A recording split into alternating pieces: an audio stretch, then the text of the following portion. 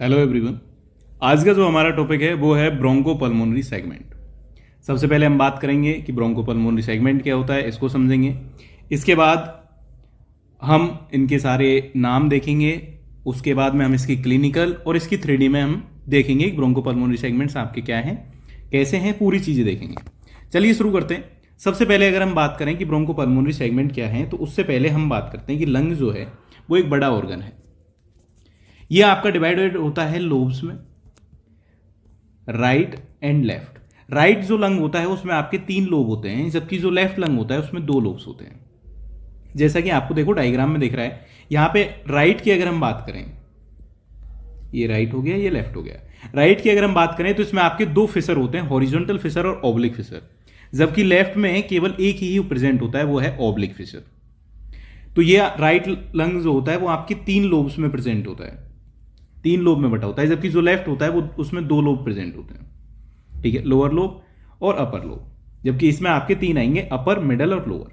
ठीक है, ये बात हो गई। लेकिन हम तो सर ब्रोंकोपल्मोनरी सेगमेंट पढ़ रहे थे, हमने तो केवल लोब ही देखे।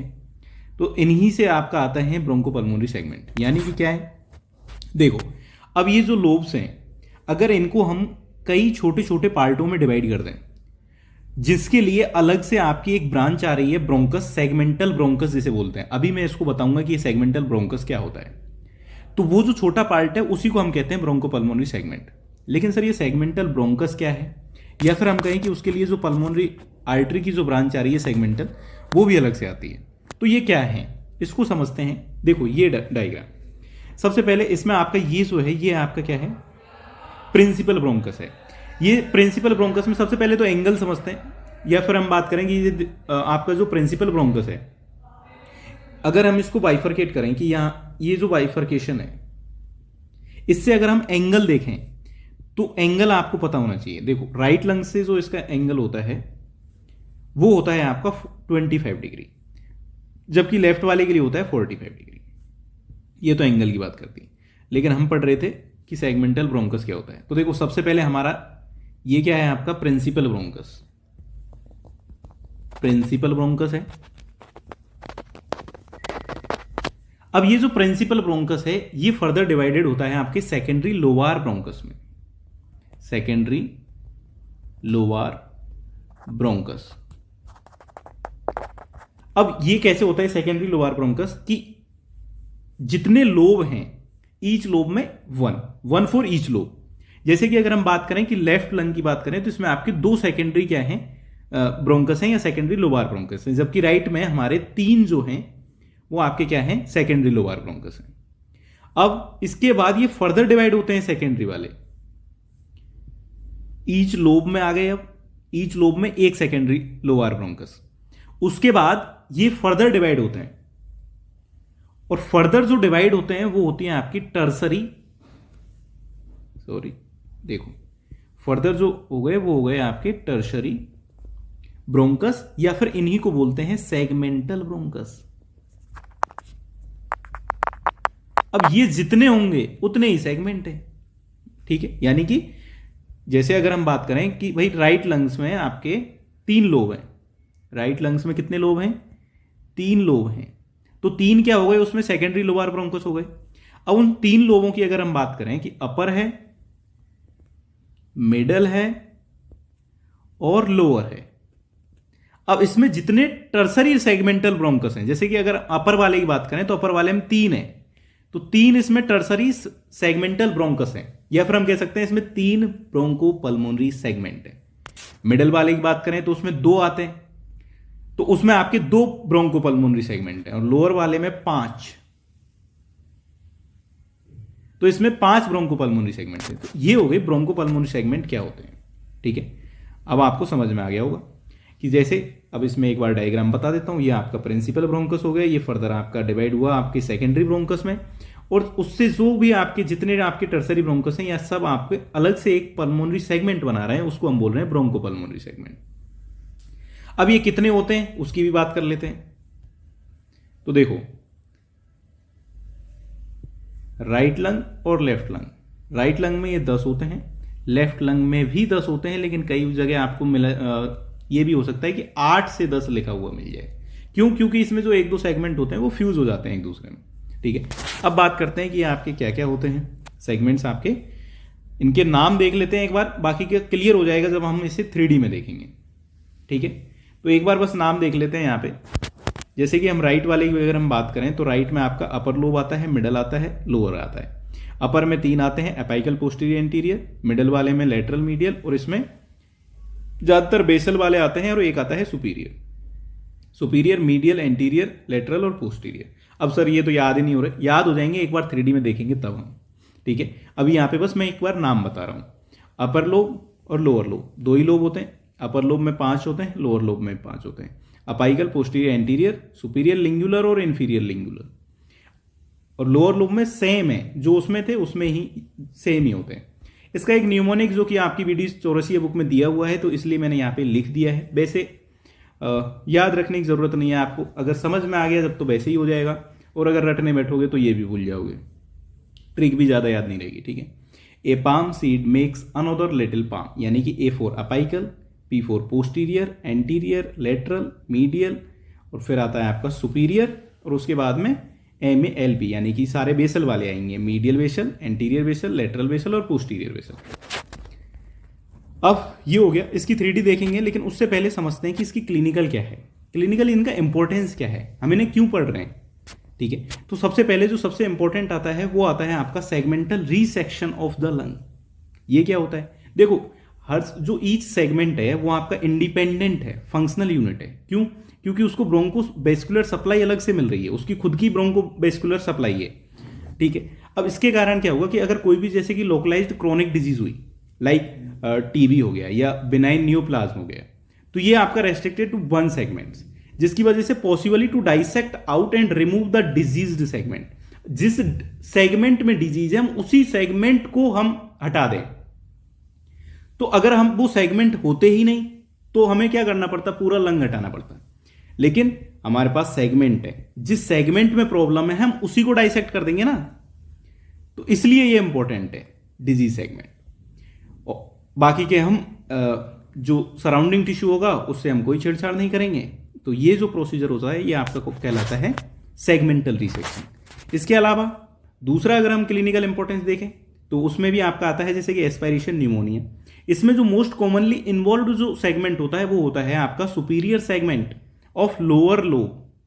लोअर लोब में जो सुपीरियर सेगमेंट है वो मोस्ट कॉमनली इन्वॉल्व होता है। तो ये भी एक इसका आपका क्लिनिकल इंपॉर्टेंस है। तो ये क्लिनिकली याद रखना, सबसे पहले आपको यही पता होना चाहिए क्लिनिकल में segmental resection and then aspiration pneumonia. ठीक है, अब एक बार इसे हम 3D में देखते हैं। अच्छा, यहां पे भी देखो, इसका एक मैंने डायग्राम बता रखा है, ये भी आपका बुक से ही है डायग्राम, जिसमें देखो ये आपका अगर एक सेगमेंट है तो इसमें देखो इस सेगमेंट्स के लिए अलग से आपकी सेगमेंटल ब्रांच आ रही है पल्मोनरी आर्टरी की, ये। इसके अलावा इसका सेगमेंटल ब्रोंकस है अलग से, और इसकी ब्रोंकियल आर्टरी या सेगमेंटल ब्रांच जो है वो अलग से आ रही है। तो ये सभी के लिए अलग अलग है। ठीक है, तो इसलिए इसको बोलते हैं कि भाई लंग्स का एक छोटा पार्ट, ब्रोंकोपल्मोनरी सेगमेंट क्या हो गया कि लंग का एक छोटा पार्ट जो कि इंडिपेंडेंट है।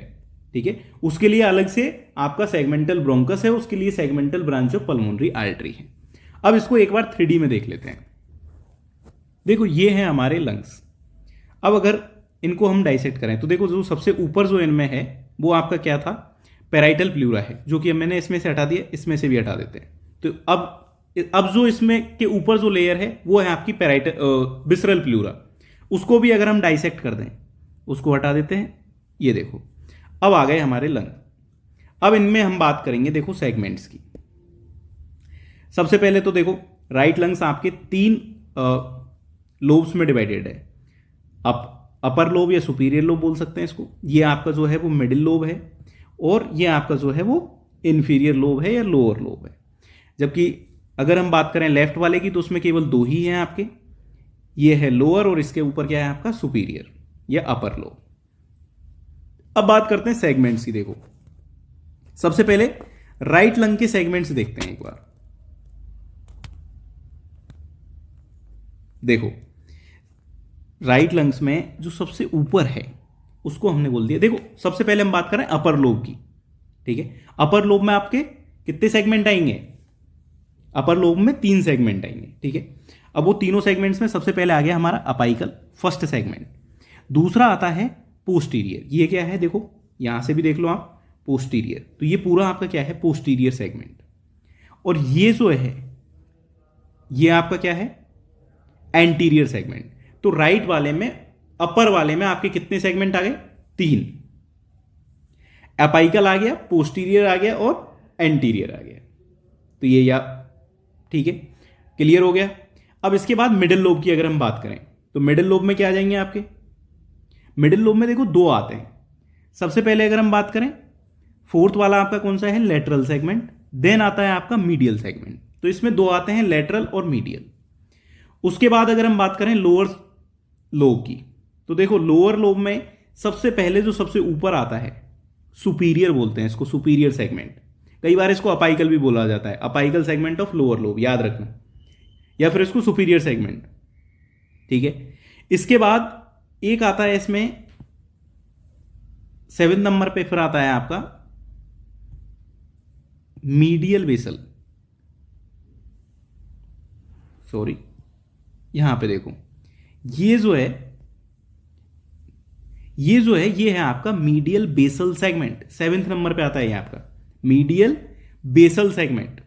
सबसे पहले लोअर लोब में एक तो आया आपका सुपीरियर सेगमेंट, उसके बाद आता है आपका मीडियल बेसल सेगमेंट, उसके बाद आता है आपका एंटीरियर बेसल सेगमेंट, एंटीरियर के बाद आता है आपका lateral basal segment and then posterior basal segment. तो ये आपके 5 आते हैं लोअर में।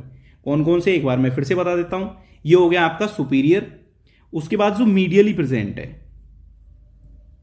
मीडियल बेसल, एंटीरियर बेसल, जो लेटरल प्रेजेंट है वो लेटरल बेसल, और जो पोस्टीरियरली प्रेजेंट है पोस्टीरियर बेसल।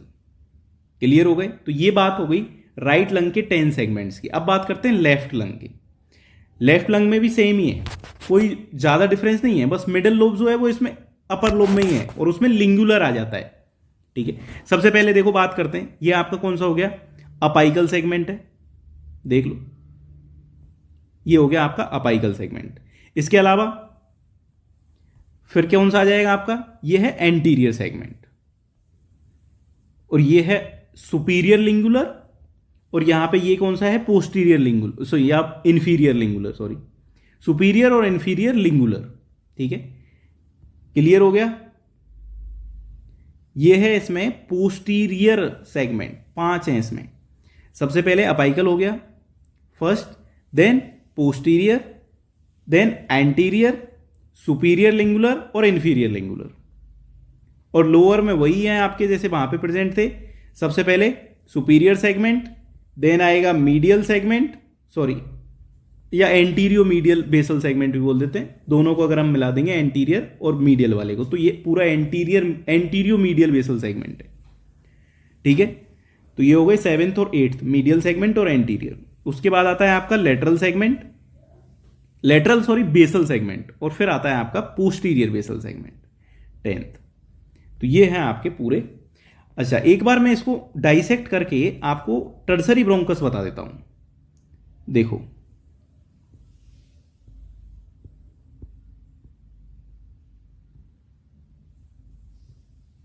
देखो, ये हमने पूरा लंग डाइसेक्ट कर दिया। अब अगर मैं इसको दिखाऊं, जैसे देखो यहां पे ये दिख रहा है आपको जो हाईलाइट किया है, ये क्या है आपका, जो फर्स्ट सेगमेंट को जो जा रहा है। फर्स्ट सेगमेंट कौन सा है आपका, ये अपर लोब में जो फर्स्ट सेगमेंट है वो है आपकी टर्सरी ब्रोंकस, अपाइकल जो सेगमेंट है, ठीक है। अपाइकल सेगमेंट्स के लिए ये है। इसके बाद ये देखो, ये जो है ये आपका सेकंड वाले को, पोस्टीरियर सेगमेंट्स को सप्लाई करेगा। तो ये टर्सरी ब्रोंकस है आपका पोस्टीरियर सेगमेंट के लिए, क्लियर है।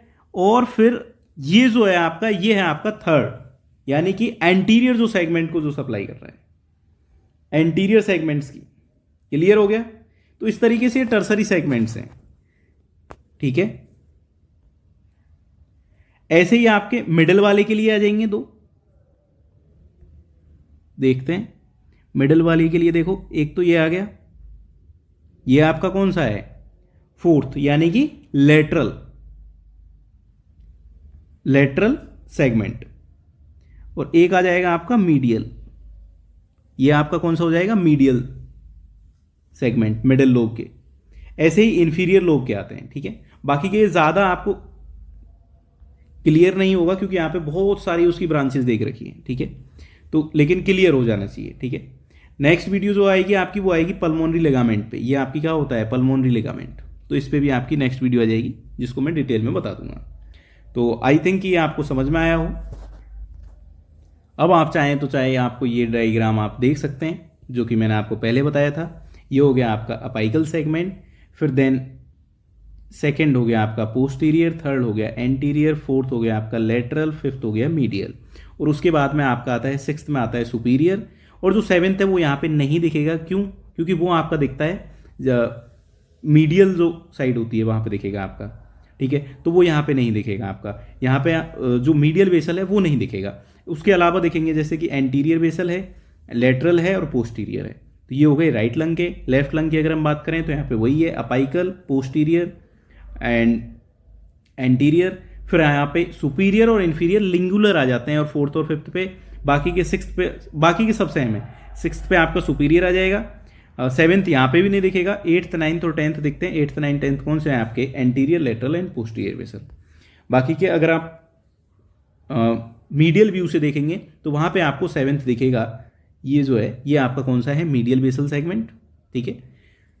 तो आई थिंक ये आपको समझ में आया हो, 3D में भी मैंने बता दिया है। फिर भी अगर कोई डाउट हो तो आप पूछ सकते हैं। Thank you so much.